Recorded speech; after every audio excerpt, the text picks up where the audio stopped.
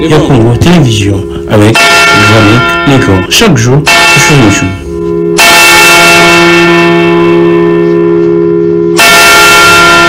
Actualité de l'heure sur politique ya Congo Télévision. Nous retrouver pour la énième fois pour le compte de cette grande émission désormais Actualité de l'heure pour parler rien que de l'actualité, toute l'actualité ici en République démocratique du Congo. Et elle reste dominée par deux dossiers. Nous allons prendre ces deux dossiers très vite. Les dossiers Gauthier Sey et l'artiste et musicien Fally Ipupa et bien sûr les carnages à Goma. Il y a une équipe gouvernementale sur terrain. Il y a déjà des arrestations au niveau de la garde républicaine, des FRDC, ainsi de suite. Nous allons nous atteler là-dessus, mais prendre également ce qui se passe au niveau des GLM, la résidence privée de monsieur l'ancien président de la République, les sénateurs à vie, Joseph Kabila. Aujourd'hui, cette résidence a été encerclée. C'est vrai qu'on parlerait de la police militaire. Nous, selon nos informations, il y a plusieurs autres unités qui encerclent cet espace également. On est en train de détruire l'enclos, balobi que, et Sengeli balekisa, selon l'information, oyo batu bazana, bazokopé, c'est Sengeli balekisa, route, il y a utilité publique. Mais selon l'information, il y a batu, il y a PPRD balobi que non, bakonzi, il y a union sacrée, basombi, pébi côté wana, et Sengeli bazwa, ce qui moye, il y a Robima, il y a sorti na bango. On va essayer de placer un mot dessus pour que tout le monde comprendre ce qui se passe. Je suivi également moi message, communication. Il y a Henri Magie et Bélé qui poussent des raisons en disant que selon leurs informations, on aurait contacté Kabila par les régimes en place pour ces prétendus glissements et que Kabila aurait refusé. Et c'est sur base de ça, on voudrait faire du chantage par Kabila. Banda qui ont déjà un siège à PPRD, sur besoin d'informations, on voudrait humilier les PPRD. Selon les informations, bato PPRD bazako futa loyer à siège na bangote. Kabila tant avec information ana apesi bango siège mususu na Gombe o bomonaki ba image. Nous allons revenir là-dessus pendant ces 30 minutes. Merci beaucoup pour cette fidélité qui vous manifestez déjà depuis Tobandi ko ça là ba chronique na biso. Merci vraiment boy bisape ba proche na bino bo continuer ko pesa information. Merci vraiment pour cette attention que vous ne cessez de manifester. Vous panza sangwe kende le sous vous partager ba image et ça la bien makasi politique ya Congo de télévision pour que sungabiso de comme vraiment chaque jour na semaine bomoni actualité les gars makasi je n'étais pas là et également sengela tous appel d'information ma occupation mususu numéro ezawana ndenge bozo benga déjà.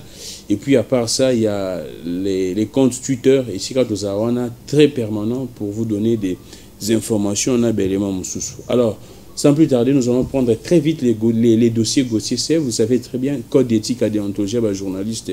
Ils ont un soutien à l'égard de vos confrères. Artistes et musiciens Fally Ipupa, ou ça la fierté, bien sûr, Yambo Kanabiso, Nakata Mboka Libanda, aurait porté plainte na manière à citation directe. Quand on dit citation directe, c'est-à-dire à quel goût on a parqueté.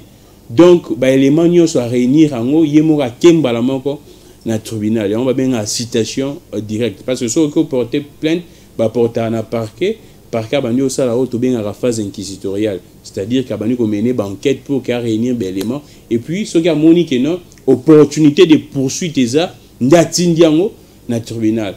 Maintenant, si on a cas où il fallait qu'on a défense, il y a opportunité de poursuite, bah directement dans le tribunal pour que Bafunda journaliste. L'artiste et musicien Fally Ipupa s'est dit être un artiste international. Il sait soit n'habiter parce que ce qui y a le magasin artiste international, il doit être au courant de ce qu'on appelle combat et ba journaliste au Liban Mboka déjà balongango au tobengarango lutte pour na makambo na biso, il y a délit, il y a presse. C'est-à-dire quoi? Journaliste et ceux qui a lobby likambu yo moni ki élésé yo. Au lieu qu'endene na justice, faut qu'endene na ba organe ou eza compétent na niveau, il y a secteur na biso, il y a médias, organes, il y a des régulations, il y a ba journalistes entre autres UNPC net les cas na biso na c'est ça. Si Fally Ipupa ndenga lobake ya international ayemba ke belé ya les cas ba niveau sota ba niveau aigle soki nani Moi, je ne comprends pas un artiste qui se dit international à agir le coup là et à agir bon. Je vous informe que si c'était Claudicia, si c'était ba chroniqueur, il y a Libanda, il y a Poto, Fali Poupa, alina qui a osé te à ça là bon. Parce que ayebi que école kate neti na ba France bongo. O to benga la critique d'art, to benga makambo na so critique, eza autorisé un journaliste ceux qui a des informations il a son droit et ses droits de donner ces informations, de publier des informations. Et Gauthier Seye est passé dans une émission pour dire qu'il y a des informations que Fali n'a pas signé avec Vivendi. Et binomo bomona gipe après passage à Gauthier Seye, oh moutou a directeur, il y a comité, il y a organisation en francophonie, il y a 9e G francophonie, Isidore Kwanza. Il n'y a pas les cas qui na télé pour dire la même chose. Que Makamba Vivendi en a bien été bateau nyoso ba prestaki na francophonie, ils ont signé le contrat, surtout les artistes Oyabiso Mboka, ils ont signé ba contrat na bango awa na Kinshasa. Le journaliste a dit ça, Fali Poupa a porté plainte. Na aucun sous selon Bata Fali balobi que non, c'est parce que le journaliste a dit que non, Fali construit sa carrière sur base des mensonges.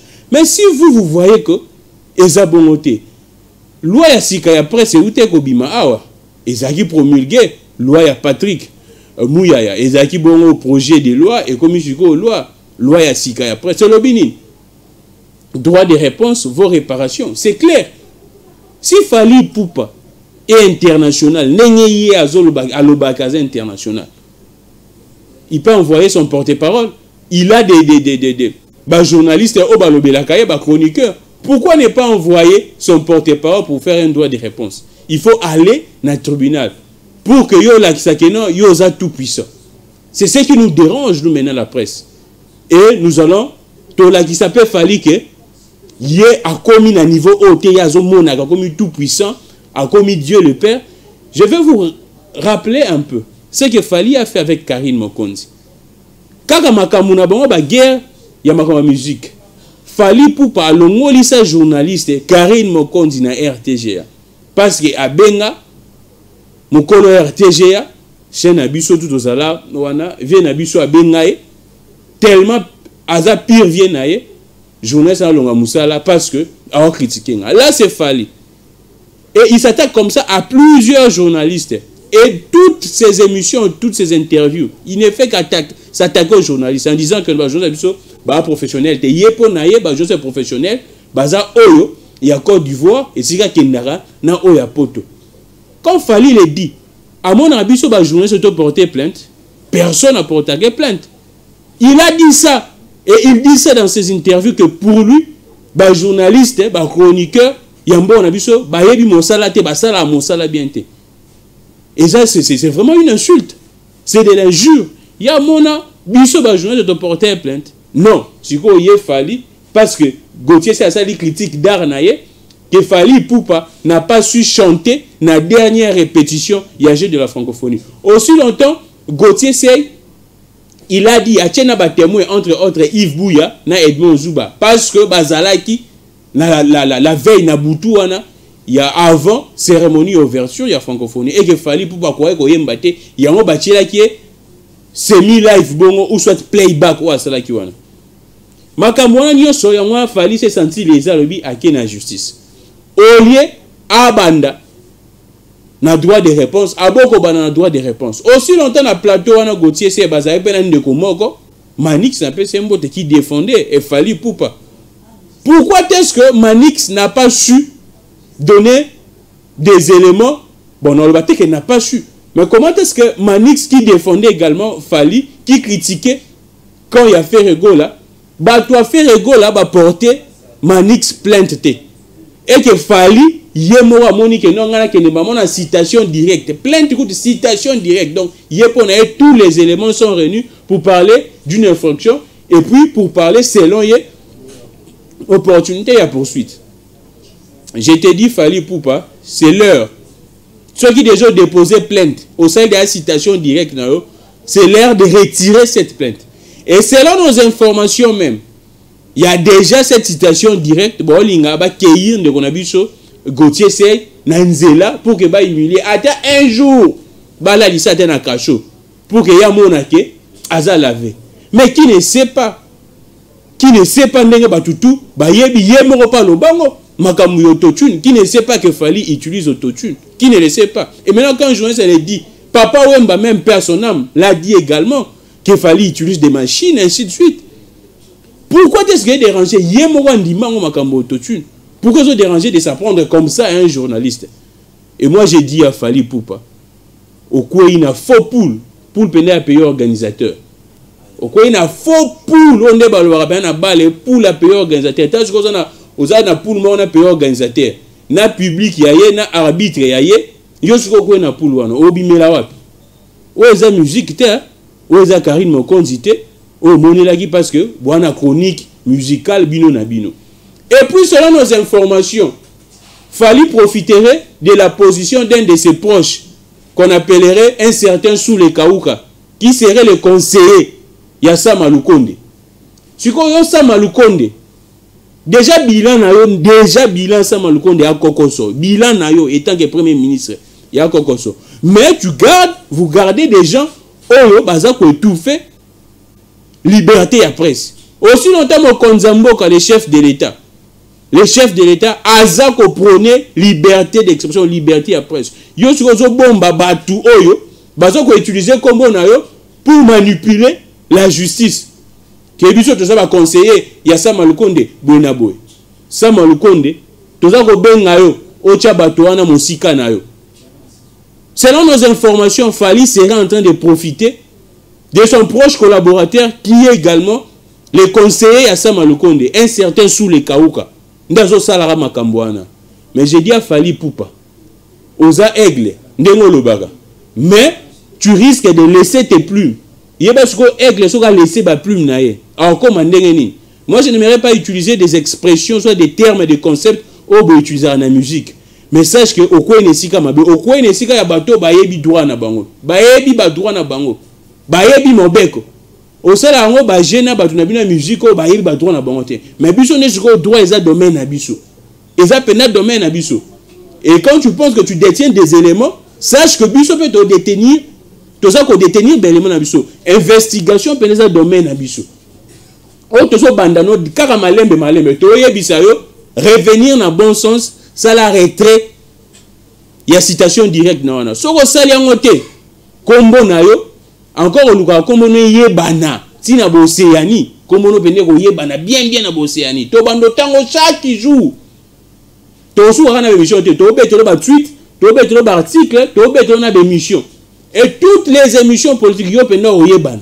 Maintenant le monde entier a redécouvert face à Fally Poupa parce que tant que Naribando ça rassemblant en se disant que aux artistes internationaux au yebi ba principe au yebi mibeko ainsi de suite parce que je disais ici que na poto Fally Poupa bêtise wana on sala ngote a que nous porter plainte na Claudicia a que nous porter plainte na la dame ya sala ka légendes urbaines oh sala ngote kaka awanda linga moni la batu poye il s'est dit que non yaza aigle mais aigle yeba ke nzete o matelaki yango nde pe okitila soro mati na nzete kokata ngote potango olingo kita ozangelo ko kita Fally comme olingo siye l'étape oyo yo vandeli presse ndem de salio nana yebaki Fally to zaki na bandal kuna qui connaissait Fally Poupa. La presse t'a fabriqué, c'est vrai qu'on a talent na yo, on n'en disconvient pas, la presse t'a fabriqué, yo jusqu'au commis bourreau, il y a presse. Déjà le mois Karine Mokonzi, au kangi sarabatu, au lingi susu sikoyo, au kangi sali susu journaliste. Mais cette fois-ci au coin na faux poule. Na poule pena Égypte, il y a pays organisateur à l'époque on est au coin na poule Égypte, yo mo yebi déjà que non. Il place les les troisième, les quatrième. Yo soko na poule wana. On attend makambu ndenge okende comme ça na yo na biso to koyeba maintenant nana za na raison nana na raison te. Quand pour toi faire une critique d'art c'est ça une infraction et c'est que au funda aussi longtemps que c'est à lobi kutu ke makambu ozo lo bawana il y a parce que j'apprends également pour soulever likambo certification il y a disque d'or no wana. Gauthier c'est a dit je mène des enquêtes na roya na résultats. Il n'a pas publié encore les résultats, mais il a donné des premières informations, premier élément na ye. Yo monique les yo.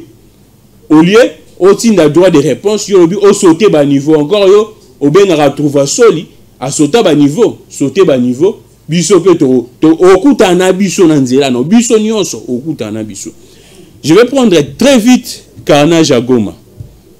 Là c'était juste une parenthèse. Botine les messages wana bino batunaye botine les messages wana biso tout toyoka musique nae to lingaka ngo parce que c'est artiste mboka. On a aucune aucune haine à l'égard à Fally Ipupa. Mais au biso toza ko reprocher bizaleli naye o yakoma nango. Alors tout ça la déclaration sur sa famille là on n'entre pas. Mais bizaleli o yakomi nango ko mona ko ba journaliste ya mboka baza ba papier pour naye pour naye ba journaliste o ali banda. Il va nous trouver sur son chemin. Encore yemo pa loba aleka suna ba teva kinite mazaka Fally to la kisaye siko ke non abotama awa tanga yo robeta ba concert naye abeta ngo awa tanga salaka ba plein naye libanda benga ba congolais au bozana diaspora bozana pays on a botondisa. Alors on prend très vite Carnage ya Goma puis aux âmes de tous ces congolais au Bakoufi. Selon les dernières informations, il y a commis plus de 100 et les images qui circulent, c'est tellement très choquant de voir cela. Et bandeko wana façon même bakundeli bango, ezati na respect atamo côté dignité humaine. Tu sens bazo benda penda batu boy. Bazo benda batu. Et moi j'ai été très choqué, très sidéré de voir ces images. Bazo benda ba boaka ba ona kikalungu ya ba po ya ba mbila wana. Et tellement tolobaki très tardivement, on a vu le communiqué il y a gouvernement pour essayer un peu également de condamner la population. Là, je n'entre même pas. Quand le gouvernement commence à condamner son peuple, au lieu de mettre l'accent sur les bavures, les ratés, c'est le même appareil sécuritaire qui a traîné un enfant en marche opposition. Ah, moi, on a traité on a traité cet enfant. On a traité de tous les mots Kazaki manipulé Bonaboy. Et c'est le même appareil judiciaire sécuritaire. Et c'est confirmé. C'est confirmé parce que on a déjà battu. Il y a la garde républicaine. On a bakani battu. Lelo. Communication à Peter Kazadi. On a arrêté déjà des gens. Et c'est confirmé que non. Garde républicaine, FRDC, au lieu de tirer sur M23, bazana bunagana, on a 2 ans yango to kende. On est tiré par bango, bango ko tirer te. Mondo ke na bango kaka, pas population, pas civil. Wana nde baza bato liboso, baza makasi ya ko tirer avec une telle rapidité, une telle précision. Vous tirez sur plus de 100 personnes. Parce que jusqu'à présent, il n'y a même pas un bilan officiel. C'est vrai que baza le baba une cinquantaine de morts. Les dernières informations parleraient également d'une centaine de morts. Jusqu'à présent, beaucoup de blessés. Là, vous êtes tellement très fort. On a vu nous-mêmes des images. Comment est-ce que Batouan Bazako tirait sur les civils? Et, c'est vrai, le procès est banni, Bakani déjà, Batou. Mais la suite, c'est quoi? La vie humaine est tellement très sacrée. Quand nous le disons matin, midi, soir, à l'époque, il y a Kabila, tout c'était, tous ces genres, il y a acte wana ma bé, acte audio wana crime wana, ezaki na mokongo il y a président de la République, il y a Kabila. Personne ne parlait même du gouvernement. C'est Kabila qui tuait. Aujourd'hui, si on dit, eza bato bazo kambasiko nde bazo roboma bato wana et comme mukwata bokangaye buena boy. Malheureusement, le peuple n'est pas dupe. Hein. Même à Tabiso Tolobiangote, le peuple n'est pas dupe. Le peuple essaie. Et dans 2-3 mois, ngongo beta penda ndete aussi là na penda na bino na ba urne. Parce que moi je ne peux pas comprendre un Congolais se réveille un bon matin simplement parce qu'il proteste contre la MONUSCO. Le président lui-même reconnaît qu'il n'y a pas des avancées. Reconnaît qu'il n'y a pas assez des avancées dans Makambo au sein de l'Est de la tuerie, ça va continuer. État de siège, nous tous nous savons que c'est échec. C'est vrai que vous avez prorogé le mandat à MONUSCO jusqu'en décembre 2023. Ah, ne tenant même pas compte de la population. Boudant même la revendication du peuple. Sur le peuple, wana, aza ata na mondo rete biso tout total ba image. Ata mundu kite. Ata nzetete. Ata machette te. Bino bozu batu wana, bobomi bango. Na minduki oyo mbongo contribuer au peuple wana pesaka. Po bino boso minduki nde bino bobomi bango. Ba rebelle bobo mabango te.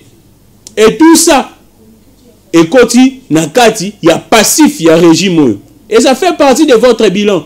Comme on disait à l'époque, Rossi Mukendi, déchet de Luc Nkouloula, on disait, moto droit de l'homme nabiso, personne à Makenda. N'est pas Torotanga. Torotanga. Chéribon Okende, jusqu'à présent, bah, résultat enquête, on ne sait pas. Bolokaki, bah, révélation en Jeune Afrique. On attend une note technique et ANR qui stipule que Chéribon Okende a Koufa qui par étouffement. Pas battu des miap. Là, c'est la note technique citée par Jeune Afrique. Biso peut autant. Na passif, il y a régime. On a Chéribon Okende. Un père de famille où j'ai vu les images, sa fille a joué examen d'état, a se poudre, poudre, na photo à papa. Avec une telle émotion, Bobo Omi, un père de famille, une élite, Yamboka, un député national, un ancien ministre. Et jusqu'à présent, les résultats de l'enquête, toujours c'est la bino kabwe, to vanda biso bakizengi na bino, total, bozo binisa biso. Eh boy, oh, ben, vous pensez maintenant que nous sommes des dupes. Tout ce qu'on a combien de mois? Toi, il y a en septembre, novembre, octobre, novembre, décembre, bisonabino. Décembre, bisonabino. On a nous que nous voter. Vous pensez que nous allons voter? On a vous en compter. Nous que nous voter. Si vous bisonabino, tu connais bana ceux qui sont des gens qui basent un salaire à malongate. Bazo fout à ma bienté, vie chère. Bana ba chômé mais bozo boma bango sous rebelle a boma bango FRDC garde républicaine a boma bango tolobani.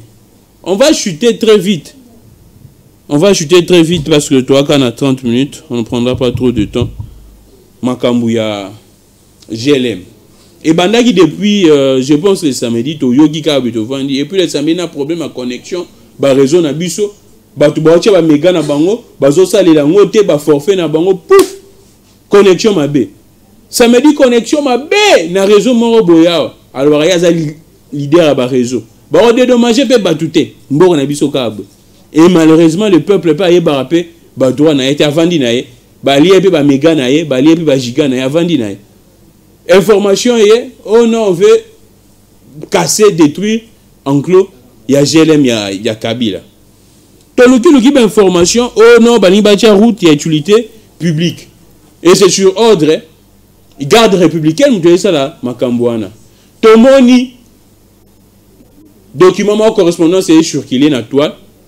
Oyo, commandant ya garde républicaine, azako instruire, on a bas service, il y a ministère ya urbanisme et habitat, bakene, kolongola, barrière nyoso, ezabikote wana, il y a GLM. Sur ordre, il y a commandant suprême. Alors, lui, commandant suprême. Et nous tous, on sait qui est le commandant suprême. Et nous tous, on sait quand la garde républicaine opère, qui est le commandant suprême. Et quand la garde républicaine également a opéré, on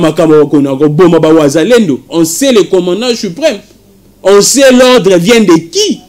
Parce que quand c'est la garde républicaine, on sait d'où vient l'ordre. Nous ne sommes pas des dupes. Alors, on a une sorte d'obstruction.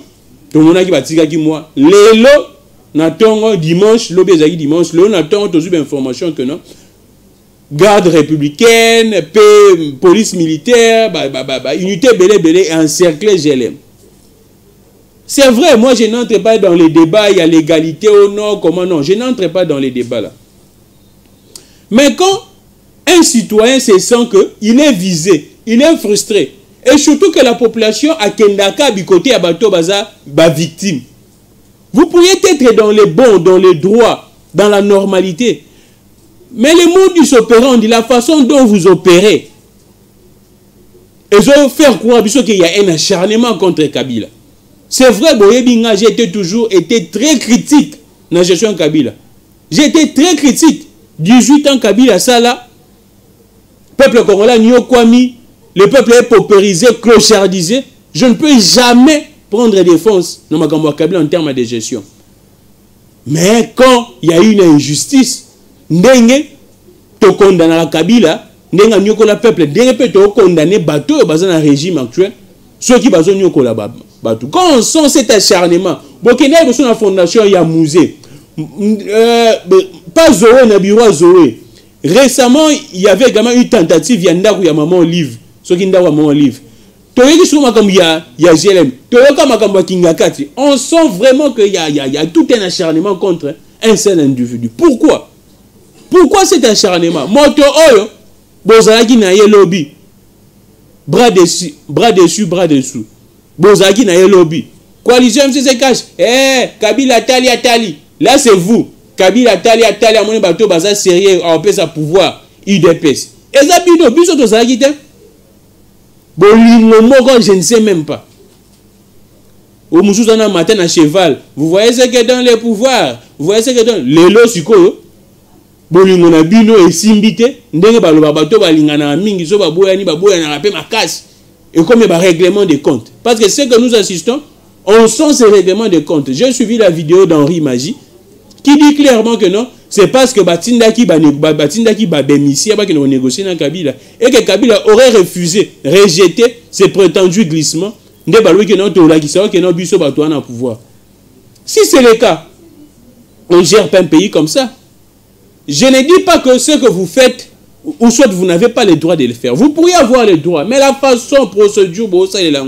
Et ça ne demande pas quand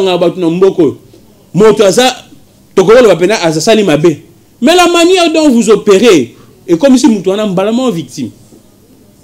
Et moi, je ne sais pas comment est-ce que je pourrais accepter Bilo Moya Bon. Je pense que nous allons y revenir avec beaucoup plus de détails sur ces dossiers. En attendant de rassembler des éléments, comment est-ce que dossier on est à Salema. Pour vous donner beaucoup plus d'éclaircissements et beaucoup de précisions dans ces dossiers.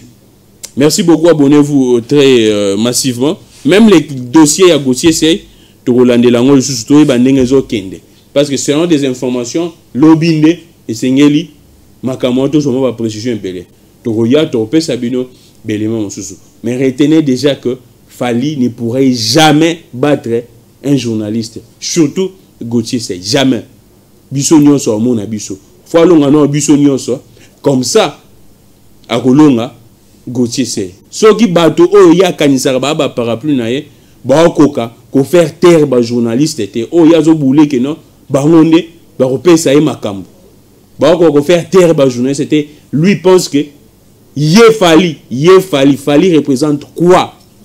Fali représente quoi? Fali va faire taire la presse. Merci. Je suis Gamik Legan. Que le Dieu de toutes les inspirations continue de nous inspirer et de vous inspirer. Également, retrouvons-nous prochainement. Abonnez-vous très massivement. La politique à Congo Télévision. Bien informé, Bande Konabino. Bien informé, Batunyoso. Gamik Legan. Azawa. Des analyses, en tout cas, de manière très permanente. Chaque jour. Toza Awa. Compte Twitter. Gamik N. Et le numéro est là. Écrivez-nous. Pas vraiment trop d'appels parce que ce serait très difficile. Pas vraiment trop d'appels, ça serait très difficile.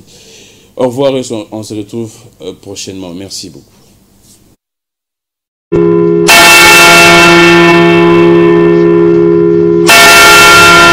Actualité de l'heure sur politique et